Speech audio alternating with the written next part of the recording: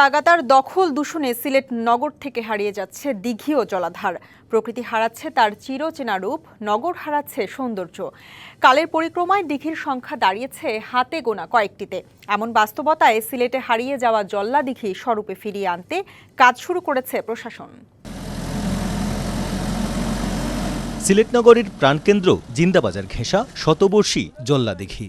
জলধারাটি যেন এক ক্ষয়ে যাওয়া গল্পগাথা, যেখানে একসময় দেখা মিলত হাঁসেদের জলকেলি। গৃহস্থলীর কাজে অনায়াসে ব্যবহার হতো এর স্বচ্ছ জল, যদিও এখন তা ইতিহাস।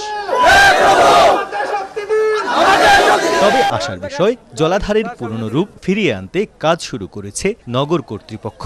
বুধবার সকাল থেকে জল্লাদিঘি পুনরুদ্ধার কাজে অংশ নেন শতাধিক পরিচ্ছন্নতা কর্মী। সেই সাথে 2 শতাধিক তরুণ তরুণী হাত বাড়িয়ে দেয় স্বেচ্ছাশ্রমে।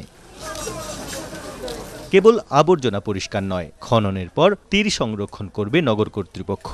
আরও 20,000 মানুষ বা তরুণের কাছে যে তথ্যটা যাবে যে এখানে একটা জলাধার ছিল এবং এটা আমাদের পরিষ্কার করা দরকার কিংবা পরিষ্কার রাখা দরকার, এই ইনফরমেশনটা পাস করে আমাদের মূল লক্ষ্য। নগরবাসীকেও আমরা আমন্ত্রণ জানাবো, আপনার এই ওয়াটার বডিগুলির দিকে একটু চোখ রাখুন। ওয়াটার বডিকে আমরা যত ইনটেক্ট রাখতে পারবো, সেটা শহরের জন্য তত মঙ্গল হবে।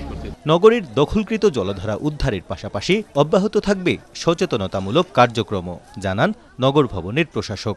আর দখল হয়ে থাকা জলাশয় উদ্ধারে আইনি পদক্ষেপ জোরদার করবে পরিবেশ অধিদপ্তর। শুধু সিটি কর্পোরেশন নয়, এই সিলেটের যে কোথাও জলাধার শ্রেণীর যদি জমি ভরাট হয়ে থাকে বা ভরাট করতে থাকে, আমাদের কাছে যেই মাত্র খবর আসবে আমরা কিন্তু সেই বিষয়ে আইনগত পদক্ষেপ নিতে পারবো। আমাদের পরিকল্পনা মূলত জলাধারগুলোকে পুনরুদ্ধার করা, এটি পরিচ্ছন্ন করা, এটির যে পানি ধারণ ক্ষমতা রয়েছে সেটিকে আবার পূর্বের অবস্থায় ফিরিয়ে নিয়ে আসা। দিঘি জলাশয়ের পাশাপাশি পুরোদমে চলছে খাল ও ছড়া পরিষ্কারের কাজও। পরিবেশ কর্মীদের তথ্য মতে গেল 2 দশকে সিলেট নগর থেকে হারিয়ে গেছে অর্ধেকেরও বেশি দিঘি এবং জলাশয়। যেগুলো অবশিষ্ট রয়েছে তার মধ্যে বেশিরভাগই এরকম দখল এবং দূষণে দুরবস্থায়। নগরবাসীর দাবি, নগরীর সৌন্দর্য রক্ষা এবং প্রাকৃতিক ভারসাম্য রক্ষায় এসব দিঘি এবং জলাশয় পুনরুদ্ধার করে হারানো সৌন্দর্য ফিরিয়ে আনবে নগর কর্তৃপক্ষ। প্রত্যুষ তালুকদার, ডিবিসি নিউজ, সিলেট।